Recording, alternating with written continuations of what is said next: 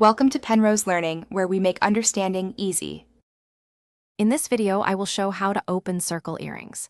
Many circle earrings, especially hoops, have a small gap or hinge. The key is to apply gentle, even pressure to prevent damaging the metal. Instead of pulling the ends directly apart, you should twist one end slightly forward and the other slightly backward. This method maintains the earring's circular shape and integrity, making it easier to close securely later. Always be patient and avoid forcing the earring open. Sometimes, a stubborn circle earring might require a little extra help. For these situations, jewelry pliers with nylon-coated jaws are ideal. These special pliers prevent scratching or marring the metal surface. Carefully grip one side of the earring with the pliers, ensuring a secure hold. Then, with your free hand, gently twist the other side of the earring open. Remember to use minimal force to avoid deforming the delicate metal. Circle earrings come in several styles, each with a unique opening method.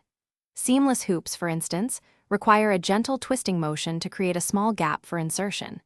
Hinged hoops often have a tiny hinge and a post that clicks into a small hole, making them very secure.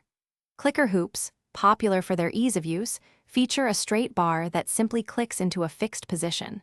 Understanding your earring's specific design helps prevent damage. Once you've worn your beautiful circle earrings, closing them correctly is just as important as opening. Simply reverse the twisting or clicking motion you used to open them. Make sure the ends align perfectly to ensure a secure and comfortable fit, preventing accidental loss. Proper storage, such as hanging them or placing them in a jewelry box, helps maintain their perfect circular shape and prevents tangling or bending. Regular cleaning also keeps them sparkling. Thanks for watching. If this was helpful, leave a like and consider subscribing. See you next time.